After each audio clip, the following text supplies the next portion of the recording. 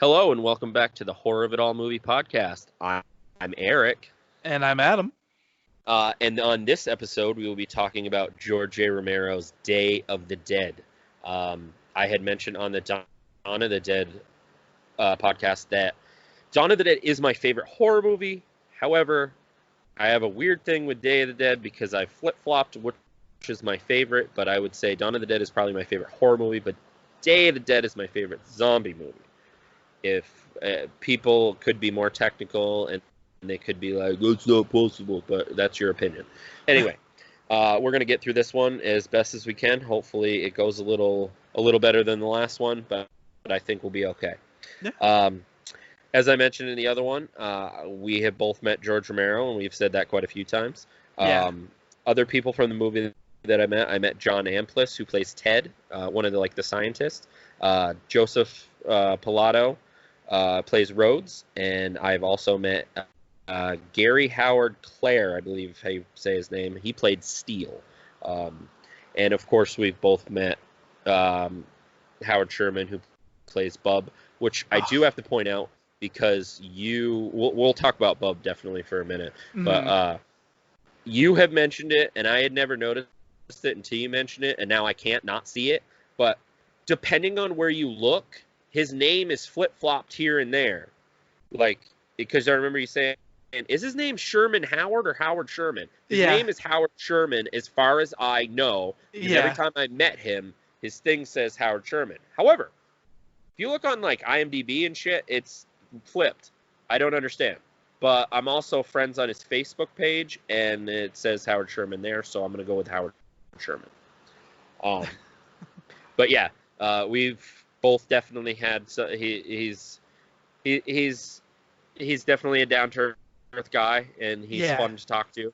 He has a variety of filmography because the horror community knows him as Bub, but he was also in tons of shows. Like he was on the Seinfeld Junior Mint episode, and he was on a ton of stuff and a lot of different things. But I still have a picture that I think over time have probably sent you a few times, and hey, do you have this picture? Because I'll come across it because I took a picture of you with him the first time you met him. Unless that was the only time, I don't remember. Correct me if I'm wrong, but that I randomly said to you. But when you had first met him, I don't know if that's any other time, but yeah. I think I got to meet him a few times, and that was okay. one of the times that I got the picture signed and the whole 9 yards with him. Nice. And he is an absolute sweetheart. Absolutely. Yeah. The one thing I love, a lot of the conventions, you have to pay for an autograph or whatever. And the one thing he said was all the money he makes, he just donates it. So he doesn't keep any of it. He's such a cool dude. So. That's awesome. I love to hear that. I mean, yeah. I understand with some people that's their livelihood. They're not really doing stuff anymore, and that's how they get money. But, man, I know not to get too much off base, but with the pandemic and everything, the people who do rely on that money with conventions and stuff are I can't imagine they're probably nickel and diamond doing whatever they can to make money. They do cameos or that whole cameo thing where they'll send people messages for your birthday or anniversary, or you can get signed stuff from them through the mail. It's just crazy, and not without even getting into bands because the bands themselves are struggling, yes, but they have some ways to get money, between merch and stuff. But road crew people, roadies, they're they don't know what to do. That's what they do. That's how they make money, and that's their whole life. Yeah, I just think it's cool when I keep randomly seeing, which you may have seen, where bands will put up something special for them, we're releasing this special shirt and all the proceeds go to them and stuff like that. Thankfully, I have been able to, and including Jen, my wife, able to help them out with that, with certain bands that put up stuff like that when we have the money. So it's definitely cool. If you guys are a fan of anybody in movies, horror movies, whatever, that do conventions or bands or whatever, definitely support them now, because everybody's struggling, but they're definitely struggling struggling too, and they have, I guess, easier ways for you to get to them and help them out. So just buy some merch or whatever, whatever. But it definitely helps them out. Anyway, I went off on a little tangent, but I felt it was important. Yeah, no, Tom that's a good one. Savini, yeah, definitely. Tom Savini originally requested to play the part of Rhodes. That would have been interesting. Yeah. But not quite right. Like Tom Savini can be intense, but that fucking guy. We'll get to that. Romero refused and said, "You can't do everything at the same time, Tom." Years later, Romero requested Tom to direct the Night of the Living Dead remake. So I'm wondering if that was almost his way of being like, "I'm sorry, I did the right thing, but I'm sorry. let's do this." Plus, he wasn't able to do Night of the Living Dead was supposed to be Tom Savini's first movie with George, and it didn't work out because the whole story of he was a photographer in like Vietnam or whatever, or like a war photographer, and he wasn't able to. Let's see, the underground silo, I'm guessing that's what that says. Silo, thank you. Was filmed in Wampum Mine in Pittsburgh. Did I probably butcher that word too, or you're not sure? The Wampum Mine. Yeah, so that's another Pittsburgh thing, which ironically, because in the shots when they're outside, they're in Florida.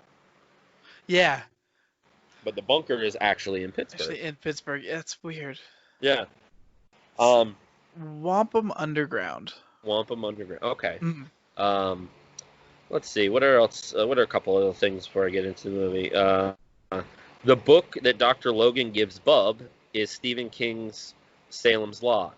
You can see that if you've seen the movie. You probably already know that. Some people or whatever, maybe you spaced it, but I thought that was a cool little connection because of George with Stephen King, and he worked a few times with Stephen King, most notably probably on Creepshow, because Stephen King was like a writer as well as George with Creepshow, and George directed it. Anyway, George had originally planned for all the zombies to perish in a massive explosion when they stumbled across explosive chemicals in the laboratory. Meanwhile, one of the crew members who had died during the attack to have stayed dead and not come back as a zombie, thereby giving hope to the survivors. That's different. Yeah. Which would definitely lead into what I'm going to say next, because that was part of the original script, which was just so massive. But once George got his budget and what the money he had to scale back. But he was able to take some of those elements and put them in Land of the Dead because he had a much bigger budget, which he hated, but he had a much bigger budget because that was like a studio movie, and they had like bigger actors in it and stuff. Yeah. That's the one thing I always remember him saying. Like he likes the movie, but he doesn't want to be responsible for that kind of money, I guess you would say, is what he would say. Yeah. All the extras who portrayed zombies in the climax received their services with, kind of reminiscent of Dawn of the Dead, a cap that said, "I played a zombie in Day of the Dead." A copy of the newspaper from the beginning of the film. That's cool. I would take that. Yeah. The one that says The Dead Walk. And $1. What is it with the dollar? Like, they felt better, like, well, we had to give them some money. Like, well, I think... What's with the dollar? I think in the film industry, no one can work for free. Yeah. Okay. I think... I can't remember what movie it was, but it was one of, like, Tarantino and Robert Rodriguez. They worked on something together, and he ended up being able to pay Tarantino, like, $1 just to say he did. All yeah. right. So I think it's just a rule, like, you have to get paid somehow. Gotcha. That makes sense. That's Yeah. cool. Good little tidbit. Yeah. Most of the zombie extras in the film were Pittsburgh residents who volunteered to help with the film. Hey, too bad you weren't older at that time. I could see you doing that. That would have been awesome. And you've been like, fine, you can give me the doll. We gotta make it legit. Yeah. The first scene of the abandoned city, that was filmed, as I mentioned, in Fort Myers and Sanibel Island, Florida. Hmm. So, but we did know, as I mentioned, all the up because you can just tell. I mean, like the palm trees and stuff. But Yeah. the budget for George A. Romero's original script was estimated at $7 million, but he would only be given the money if he could get a rated R. That's why he didn't get the bigger budget. That's right, sticking to his guns and not like bowing down to the man, so to speak. I He like was that. told, yeah, definitely. He was told that if he went ahead and shot an unrated film with no limits on gore, which you can tell in the movie, yes, um, and did an unrated version, the budget would be split in half. So because he stuck to his guns and his artistic integrity, he got half a budget, and he's like, "I'm gonna work with this." Oh man, that's crazy. But that's awesome though. Like I'm happy he did that. Yeah, definitely. All right. I'm getting a little long-winded with the facts, but there's just so much great stuff about the movie. In the cafeteria scene, McDermott says that all the shopping malls are closed, which would be a clear reference to Dawn of the Dead. And then what else? This some people probably do know, but Joseph Pilato, who played Rhodes, the choke on him when he said that was completely ad-libbed. That was not in the script. Mm. The only movie in George A. Romero's Dead series where the zombie has a line of dialogue where Bub says, "Hello, Aunt Alicia." He said Alicia, but he says it. It's the only time. Nice. All right, I'm just going to do like two more here. Much like Big Daddy in Land of the Dead, Bub is never seen attacking a living human for food. Thus, only kills the main human antagonist as an act of revenge. Bub did, however, consume the butchered flesh and organs from recently deceased Private Johnson and Private Miller, given to him by Dr. Logan, implying he was not entirely lost his taste for human flesh. So that's a good point, because at this point in the movie, Bub was like the first evolved zombie, so he still had that little bit of a normal zombie where he would eat flesh, but he didn't kill anybody except Rhodes for revenge, because he knows that he killed the doctor. And then the last thing I got is Bub is the third zombie in the series seen carrying a gun. The first was the zombie who took Roger's assault rifle, and the second was the undead Steven in Dawn of the Dead. So I thought that was interesting. Okay. Yeah, because the first one with the rifle with Roger was, I remember he like took it from him because he had a regular, and he just kind of looked at it like, oh, this is better. Like, I think that happened kind of at the end too. Anyway, so yeah, we'll get into the movie. If there's anything else you want to say or whatever, or No. we'll just go. Excited to jump in. Yeah. Yeah, definitely. All right, so here we go. The false beginning, I guess, at the beginning of Day of the Dead, it starts with a dream of a woman who's in a cement room and goes and gets up and looks at a calendar, and then as a scene where a bunch of arms like go through the wall, which I've seen seen memes of that and people commenting on that who haven't seen Day of the Dead, and they're like, "What is this? That looks so stupid," and I have to explain it, and they're like, "Oh." Like, it's always like, I'm not trying to make you feel stupid, but Yeah. I can tell I just made him feel stupid, especially if they're a horror fan. But then she wakes up with the helicopters. I found the beginning of this will be very interesting. I thought the beginning of this was very interesting with the whole downtown area and the just yelling, "Hello, hello," and just the way that he yells hello. I still do catch myself doing that, like, "Hello," like he's so like trying to find if there's other people, but of course there isn't other people, but they sure get the zombies all going. Mm. And then just the random different things like the newspaper, as I mentioned before, that say the dead rock, the alligator that randomly, and I'm like, a random alligator like that. But then years later, I find out, like, as an adult, like, oh, it's filmed in Florida. Yeah, there'd be an alligator. But I always thought that was funny. The group gets on after that. They kind of flee a bit because they figure out there's no people, and the group gets on the helicopter and gets back to where they have been staying, which is an underground bunker or base, like an army base. Which I've always think a few times like army, but I think they're part of the military. I think it's army. Mm. It is the first time you see Greg Nicotero's character, which he has a small role and he doesn't have a lot of lines, but it's cool that it's the first time you see, because I think this is the first thing that he did for effects, because he worked with Tom Savini, like under Tom Savini, and that's, I mean, Greg Nicotero now is like pretty huge. I mean, he's a giant part of Walking Dead, and Yeah.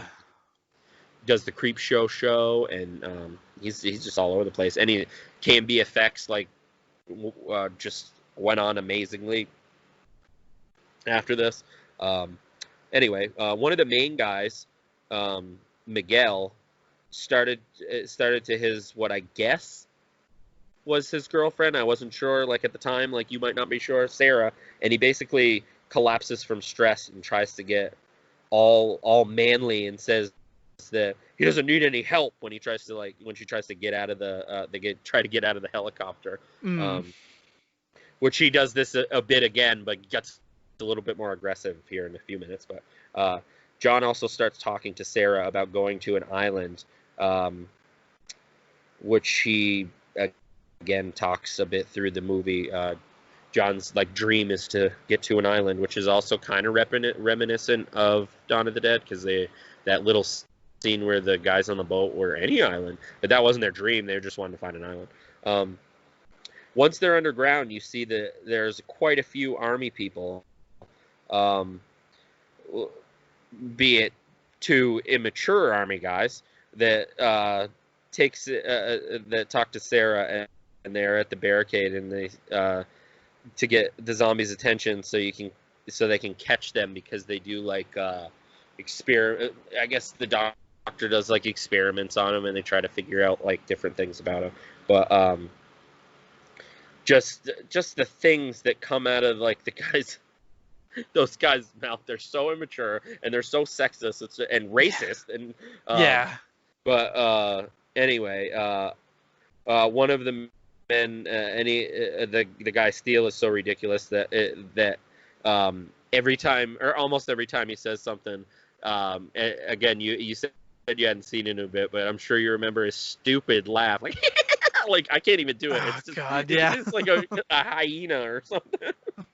One of his lines that I like was, shut up, you dumb fucks. I hope they chop you up for dog food, when he's talking to the zombies. I'm like, oh my god. Anyway, when Sarah and Miguel get back to their room after that, and he's like, don't ever do that in front of the men again, and he slaps Sarah, and she gets startled, and then he slaps her again, and then he does that typical like, oh my god, what did I just do thing. But in the process, he needs some rest, so she drugs him, I guess you would say. And hold on one second. Okay, you still there? Yeah. Okay, something popped up on my screen. I wanted to make sure I didn't cut you out. Anyway, then we meet a couple of more characters, like Rhodes, the leader, quote unquote leader. That's what he says. Is having a conversation with Ted, who's another one of the scientists or doctors, and here you start to hear some of the other great lines in the movie, which I'd say a good majority of them, even though he's probably like, Rhodes is one of those interesting characters where he could be your least favorite character, but he could also be your favorite all at the same time, just because of the things that come out of his mouth. Yeah, the crap he says. But yeah, as I mentioned in Dawn 2, that Day is definitely way more mean-spirited of a movie. Even George has said that, because just the characters they're just horrible fucking people. They don't give a shit about like, oh man. Rhodes then begins to talk to Sarah, when she comes in and says, maybe we should put Miguel in quarantine, going through a long winter, basically saying so they can all have Sarah, so to speak, because she's the one woman.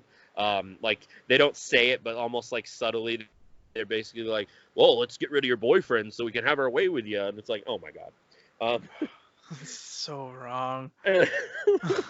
One of one of his great lines, which I'll say a lot of them. Look here, woman. I don't have what was it? I won't have you going around opening up any of my men without orders from me. Is that clear? Or opening. What does he say? I can't remember exact words, but yeah. But it's just a look here, woman. That. And then I love Sarah walking out, and she's like, "Yes, sir. Fuck you, sir." So she doesn't put up with the shit. Yeah. Anyway, as we can already tell, and we're giggling and stuff, it may be mean spirited and way more serious than Dawn of the Dead, but it's Day of the Dead is so much fun. Yeah. From here, you meet the doctor, who's doing tests on the zombies for various reasons. Sarah and Ted work with him. He's doing a recording where he's taking notes. And as this happens, Sarah gets scared by one of the zombies, and then this is where you first see Bub. The doctor starts explaining to them what he's been doing in this area. She looks a little put off, like he's insane, almost like Ergo, as Rhodes calls him, Frankenstein, like Dr. Frankenstein.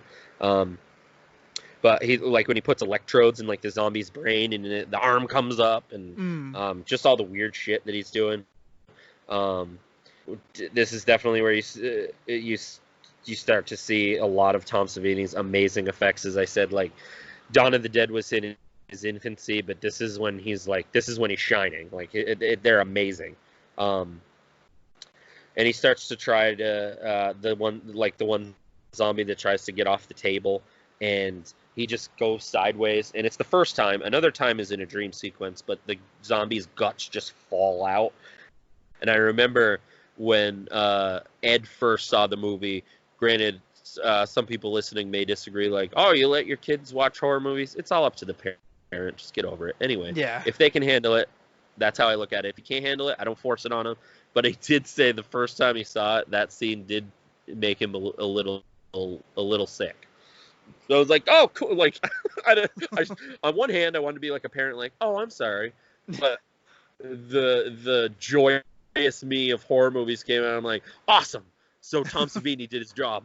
Did an amazing job, as I know. Anyway, the doctor's name is actually Dr. Logan. Rhodes calls him Dr. Frankenstein, as I said. He also proceeds to tell Sarah that he is trying to figure out how to control them. Ergo, Dr. Frankenstein, as I already mentioned. So it makes sense. Sarah also finds out what he's doing, because she asks him, do you know what they'll do to us if they find out what you're doing? And I will say this, it is probably the goriest, or at least the goriest of the Dead movies, but it's definitely up there for like one of the goriest movies like you've ever seen, like between the guts and everything. Then it goes to the main big area where they initially were talking, and Sarah said, fuck you, sir. And they're having a meeting and talking if there's anybody else out there, and where they could be, because they already tried, and they said that they went 100 miles both ways and nothing. So it's definitely come a long way since Dawn of the Dead, like in their world. I also love the line after Steele speaks to McDermott, his line where he's like, lay off the fucking booze for a while, why don't you?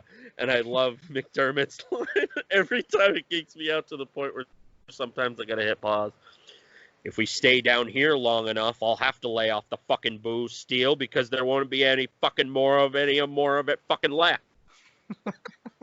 I love that guy. From there, they continue to talk and yell at each other in the current situation.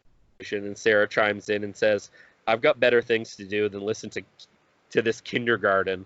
And then Rhodes chimes in, and he tells her that all this stuff, and that doesn't make sense, and she doesn't mean anything. And Sarah walks off, and Rhodes tells her, "We're not finished here, lady. Sit down, or help me, so help me God, I'll have you shot." And then a standoff starts, and eventually, and then Steele has this I can't even do it, it's so bad. Laugh. I'm not even gonna try. Bang! You're dead. And of course, Rhodes is not kidding, and he realizes that. They realize now that Rhodes is in control, so to speak, and not really necessarily to lead her, but almost like a dictator. Sort of like, I guess, like that's not said, but that's what it comes off as in a way. Another great Rhodes line.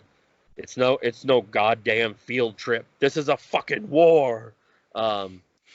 It's also at this point where the doctor walks in and where Rhodes is ranting, and it says we should just saw a few of the we should just what does he say? Shoot the mothers in the head, and the doctor says we don't have enough ammunition. Maybe at the beginning we did. Another great Rhodes line after the doctor sits down, after he says over and over, no matter what Rhodes says, I love it. He's like, do we have any food? And he just progressively, Rhodes gets more angry and more angry. And then, of course, my favorite line in probably the whole movie, I'm running this monkey farm now, Frankenstein, and I want to know, what the fuck are you doing with my time? And I'm going to take a little side note, because when I met him, in reality, not to speak ill of the dead, but he was kind of a dick in real life, too. Yeah.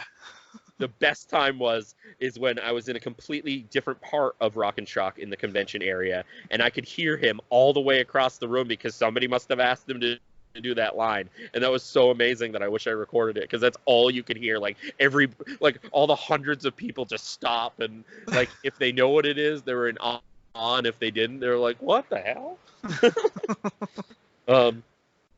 Anyway, so yeah, I love the doctor talking to Rhodes about if he blows all the supremacists away and leave them down there, like in the sewer to rot. I'm messing up that line, but I can't remember what he says. But the doctor's just trying to make him kind of explain to him what he's been doing, like try to make him behave. Anyway, this operation, I love Sarah's line. This operation was put together in a matter of days. Well, it can all be taken apart it can all be taken apart in a matter of days too, or something like that, or a matter of hours. No, a matter of hours. That's what she said. That was a good line. I fucked it up, but anyway. Rhodes begrudgingly gives the doctor and the team a little bit more time, and he says, "You better start showing me results. You better start showing me results. And you better start." I'm gonna start over. You better start showing me results, and you better stop pissing me off. Rhodes, you need to calm down. You need a hug. Anyway, and then Rhodes says, if any of you want to fuck with my command, you get executed. Court. I can't remember what he said, but basically they get executed if they go against what his orders are. Anyway, I know I keep saying favorite lines, but another favorite. There's just so many great lines in this movie. George Romero is an amazing writer. But another one of my favorite lines is when John says to Sarah, he says that that's the trouble with the world, Sarah, darling. People got different ideas concerning what they want out of life. That one wasn't a funny one, but I liked it because it's life. It makes sense. Yeah. Next are dreams, and in another one of the scenes where like somebody gets up from the table. This time it's Miguel. But in her dream, his stomach falls out. I guess I messed up there because I started in another scene in my head but didn't say we're not in the room anymore.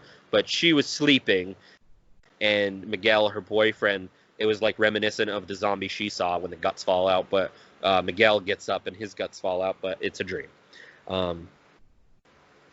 And then Sarah, after having an argument with Miguel, kicks him out as she goes for a walk.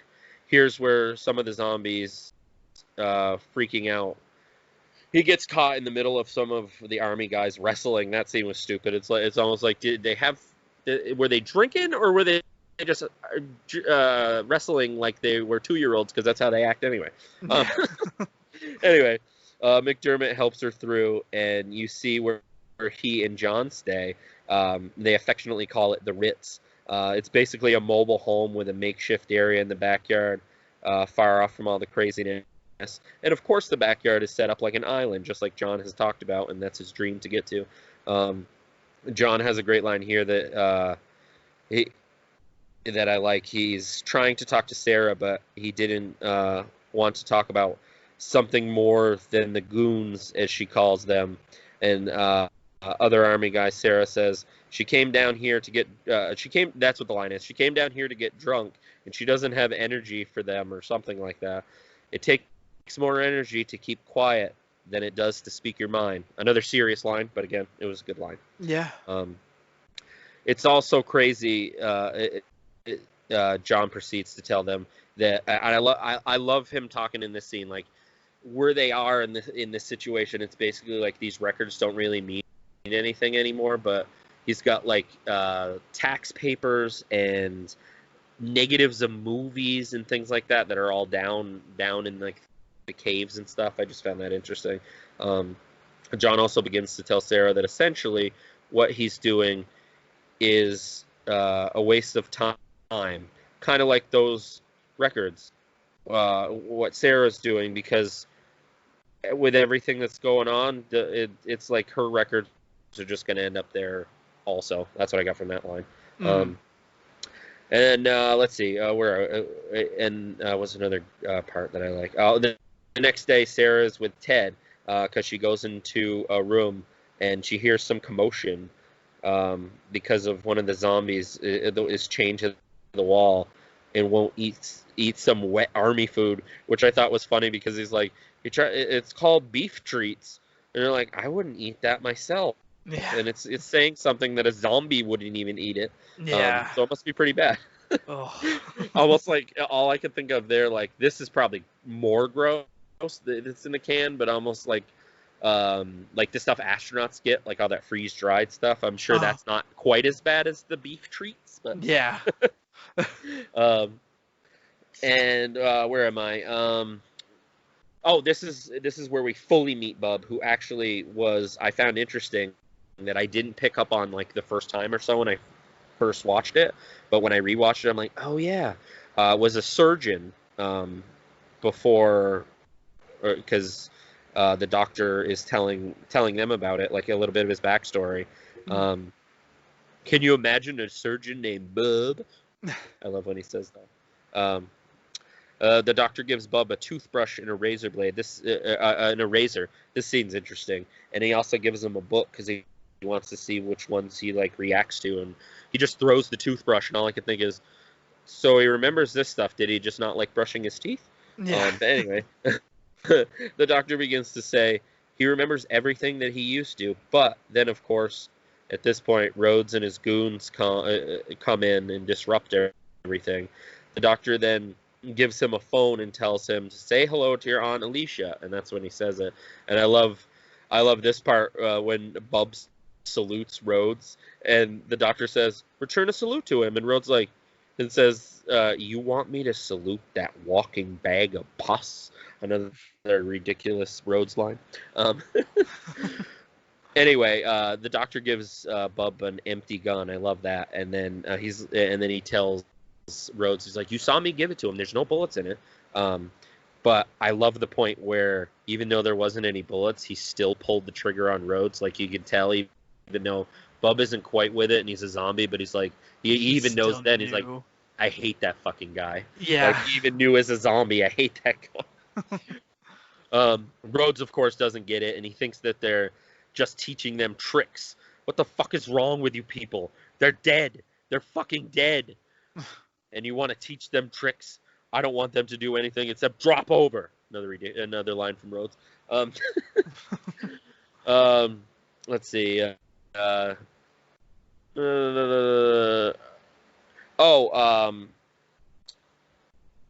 With when they go back to like the barricade area, and they hold them with these like poles and like straps, and of course Miguel is holding it, and beforehand when he was completely out of it, the one of his men almost got bit because he thinks that Miguel fucked up, but he was just tired. But on this one, Miguel gets pissed because he's like, basically like, it just broke. I didn't do anything. Like, and of course, I love the zombie that the zombie that kind of this happens to has the weirdest, dumbest like reaction. Like, I don't even know why George kept the zombie, but maybe because it's a goof. But hey, what do I mean? I don't know why he did. He liked pies in his movie, but Yeah. he was just like he made like a weird. The zombie made like a weird noise. Like, what the hell? Anyway, but that zombie makes the noise. Unfortunately, bites Miguel's arm, and he goes off running. Miguel, that is. And then when this happens, a throat gets ripped out and keeps repeating of one of the guys. I don't know that guy's name, but because that happened, they blame Miguel because one of their men, the throat gets ripped out, and he keeps telling him like, I don't want to turn into one of them. Please kill me or whatever. And then Steele shoots him in the head. Sarah catches Miguel. And this is the first time in more evolution of the George Romero zombie movies where Sarah's first instinct is to stop the infection. So she cuts off his arm and cauterizes the wound with like a makeshift torch. I always thought that was very interesting. Yeah. Of course, now this seems to be a bit of a war. Steele runs to them and says, "We need to kill him." And Rhodes is with him too. We need to kill him, and they don't trust it. And Sarah says she took care of it, and I will shoot him myself. And then John also puts a gun on them, and so does McDermott. So there's like a standoff, and that's where I meant like there's a war. And I just always like that line, but I was always surprised. John says, "We'll keep them out here." So it pretty much cuts off from all their other stuff. But what I was surprised with that scene, that Rhodes actually went for it. Like, I didn't expect him to initially like, oh yeah, sure. I just expect him to be Rhodes and fucking like shoot him himself or something, you know? Yeah. Just go off and lose it. Yeah, exactly. And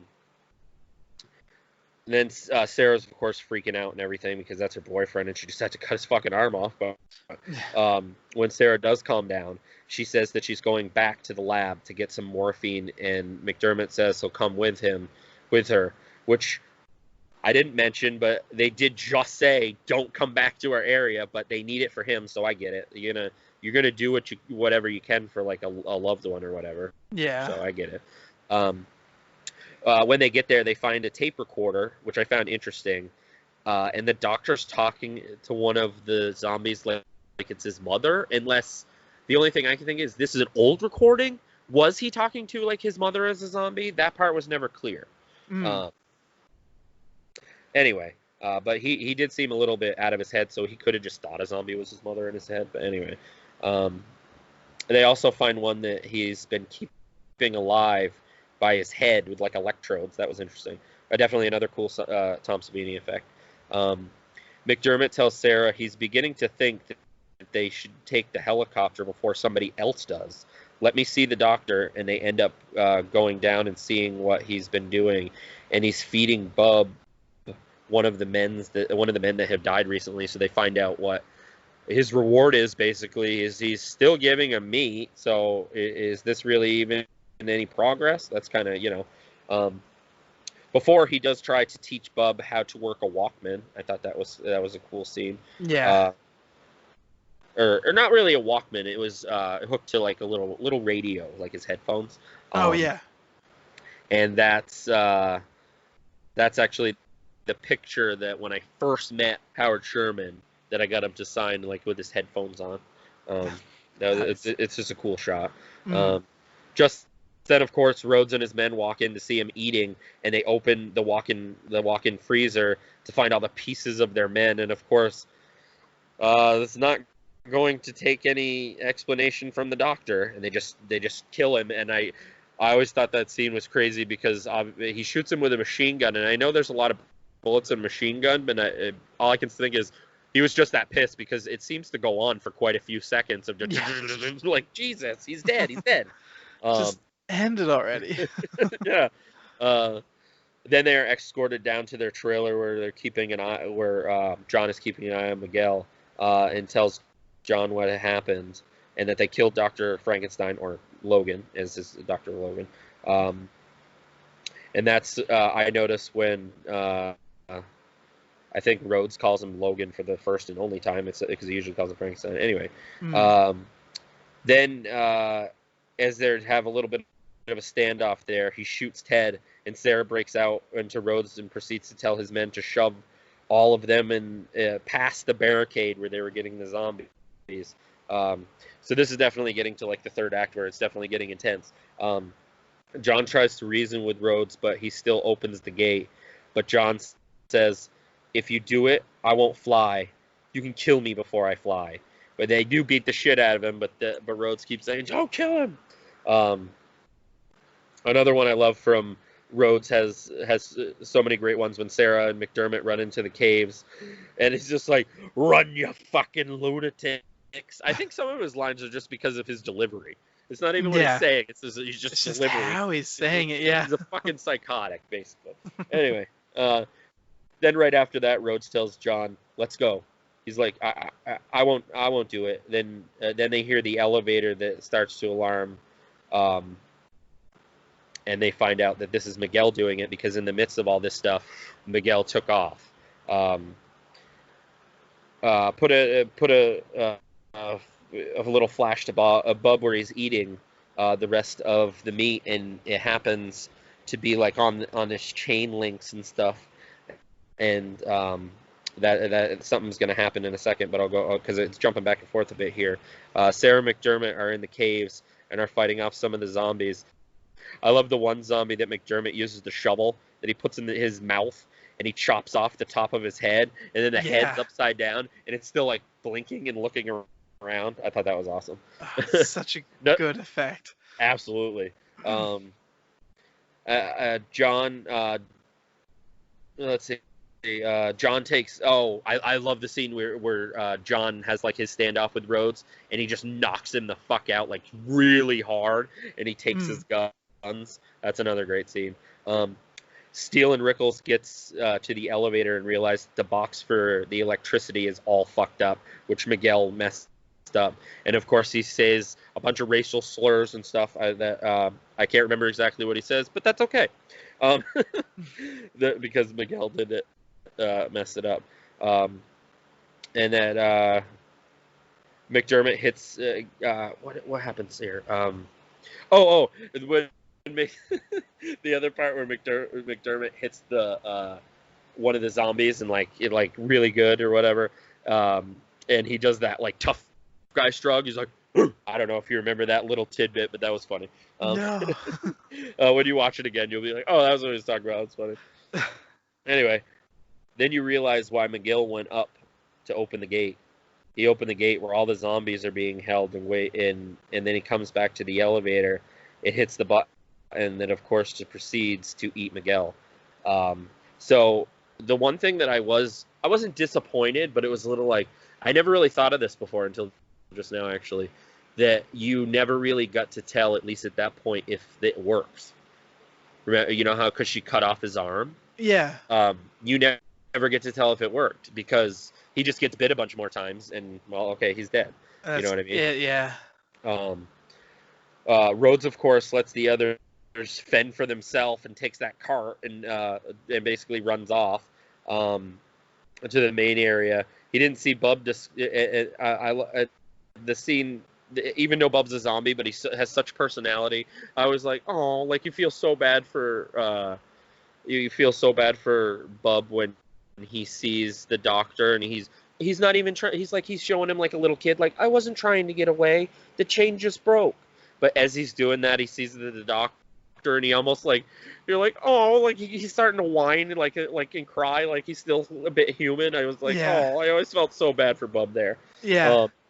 He's not a bad right after guy. that. No, exactly. But obviously Bub didn't. He just saw him as like almost like a dad or something like that was just, I don't know what he saw him as, but he obviously didn't know him for what he really is because he's a zombie. Yeah. Anyway, a little tidbit that I always found interesting, if I remember right, a lot of the zombies you see that come off the elevator, a lot of those worked on Pee-wee's Playhouse. Oh. And they kind of, yeah, I don't know how that worked out that way, but yeah. Right on. Let's see. As he's getting ripped apart by the zombies, they slowly rip off. Oh yeah. I can't remember his name. Torres or whatever. That's the first time I said his name, and I'm surprised I just remembered it. But that really cool scene where, like, you see him like rip off like from his eyeball up from his forehead, and they kind of just rip that up, and like they rip his stomach apart and stuff. And the weird voice, remember that? Like when they rip off his head, he's screaming, and it's like gradually goes higher, and he's like, like it like almost like ripping past his voice box. Yeah. I always thought that was really cool. Anyway, at first you think it's going to be a standoff between Bub and Steel, but the zombie comes up behind him and takes a chunk out of Steel's arm. And this is the point where I was referencing Dawn of the Dead, where Peter, right? Yeah, that's what he said. Yeah. Where he was gonna shoot himself. It was like reminiscent of this, but being so much darker, and he did actually get bit. The Steel just shot himself in the head, or blows his head off, really, because he puts the gun in his mouth. Anyway, Sarah, John, and McDermott try to find a way out, and they find this ladder that just keeps going, that goes all the way up.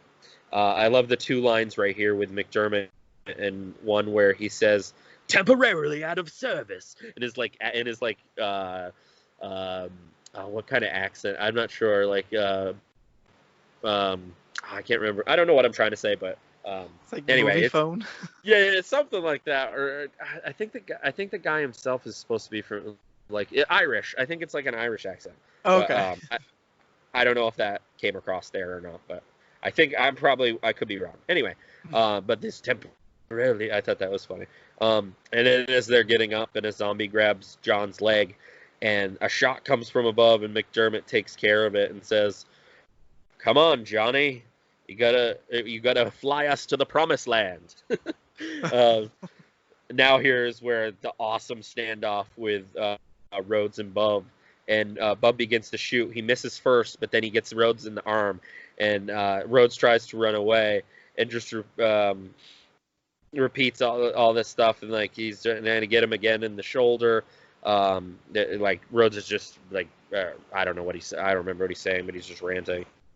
And I just love this part at the gate when Rhodes is barely standing and he like dragging himself down the wall. And I do that in my head too, almost like with my kids, like, "Come on, come on." I don't know if you remember that part, but it was just so obnoxious. And then of course Rhodes gets to the door, and Rhodes doesn't necessarily complete. Well, he does get killed by the zombies, but I'm gonna give a little bit to Bub too, because he gets that one last shot in that almost takes all his energy away, and he's like, he knows he's fucked, and then Bub gives him the fucking salute again, like the "fuck you" guy. Oh. And it was a full on like the snap and everything. Yeah. And then Bub kind of just walks off, and I always thought from there, because that's the last time you see Bub, like, where'd Bub go? Like, whatever happened to Bub?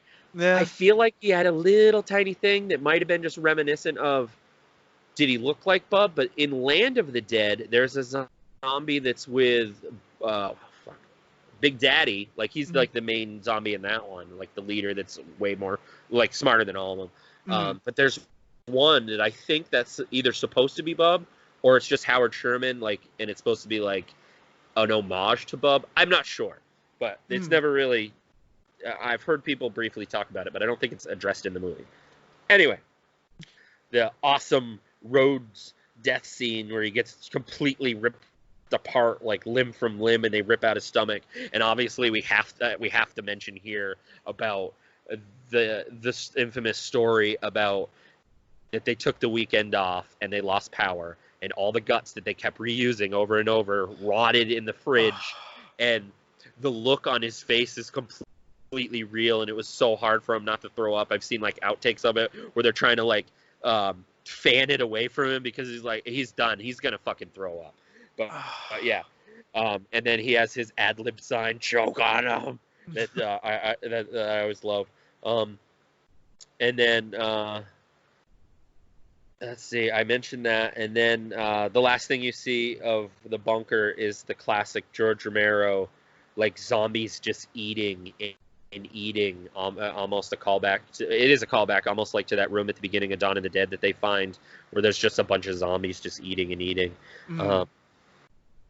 And then you see John, Sarah, McDormand. You see him running to the helicopter where a horde is coming towards them.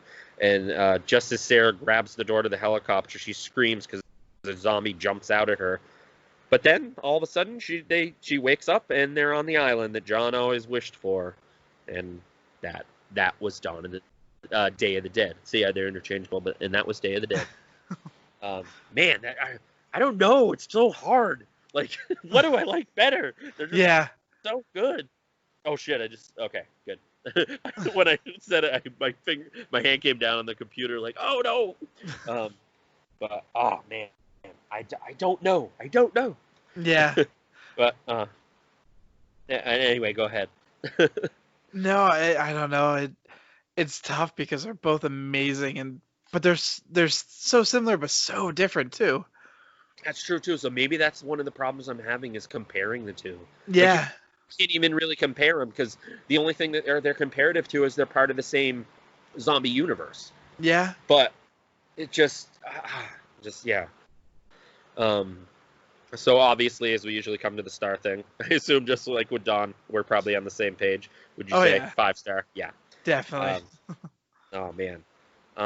So yeah, if there is anything you want to mention, I'll go through a few more facts and we'll call it a podcast. No, I'm good. I'm down for facts. All right. Day of the Dead had its world premiere on June 30th, 1985. It was given a limited release on July 3rd, 1985. And the film went wide the 19th. I know that wasn't too, but some people like those little tidbits. Yeah. The film grossed $5.8 million domestically, which fared much better internationally, grossing $28.2 million, and so on. I got a much more. Let's see. Romero himself cited Day of the Dead as his personal favorite of the original trilogy. Don't know if you ever heard that before. No. Bub is also the first zombie in the series you see aiming and firing a gun, which we kind of know because that's the evolution of a zombie like Bub starts there. Mm-hmm. All the historical buildings featured in the opening sequence filmed in Fort Myers, Florida, still stand and exist, preserved just the same as they are today. Like, I always love these things like Horror's Hologrounds. I don't know if you ever heard of it, but there's this guy, Sean Clark, that I've met a couple of times. He's awesome. He does he does Horror's Hologrounds, which is they put in like special features and stuff, and he has a YouTube page and things like that. Anyway, he goes to the filming locations, and that sounds cool with Day of the Dead because and I think he might even be. I have it right here. I don't see it in there, but it could be. I'm not 100% sure off the top of my head if he did one on Day of the Dead. But yeah, he does like locations and stuff, and quite a few times they're exactly the same. And unfortunately, with something like what was Texas Chainsaw Massacre 2, the one he did, unfortunately, a lot of the places, like almost most of the places, were gone. So he's like, well, it was here, but like, so those ones without no fault of his own aren't as interesting. But yeah. Anyway, let's see. A large column building in the opening scene, filmed in Fort Myers, as I said, is now an art museum and also used to host a zombie fest known as ZombieCon. Nice. So in the same scene, they have a convention there. Near the end of the movie version of Resident Evil, the protagonist Alice walks out of her quarantined, ravaged city street, jammed with traffic, and the camera pans past the newspaper blowing in the wind that says "The Dead Walk." obviously a direct homage to Day of the Dead. A total of 5 scripts were made for the movie, and as I said, over time just had to be more and more condensed down to get his budget. This doesn't have anything to do with the movie per se, but the band Through the Eyes of the Dead sampled the clip from the movie in their song Between the Gardens That Bathe in Blood. I always find clips awesome. I found way more clips for Dawn of the Dead than I did Day of the Dead, but I know they're out there. The film was given a very limited release. This is talked about in the many days of Day of the Dead in the 2-disc Anchor Bay Special Edition, which I believe is the one that you have because I bought it for you. Yeah. I have upgraded slightly since then, so if you ever want to get it on Blu-ray, check it out. Screen Factory put it out. It's also a great disc, but what I also love about upgrading is when it doesn't make the previous version obsolete, because I'm a collector of movies, and it's cool when they conclude everything on a new release, but then I'm kind of like, oh, well, what do I need this for? I kind of like it when, oh, this still has exclusive stuff. So I got more special features as opposed to just, oh, cool, this has like more stuff on top of it, but I don't need this one, if that makes sense. Yeah. Anyway, rambling on about special features. Let's see. A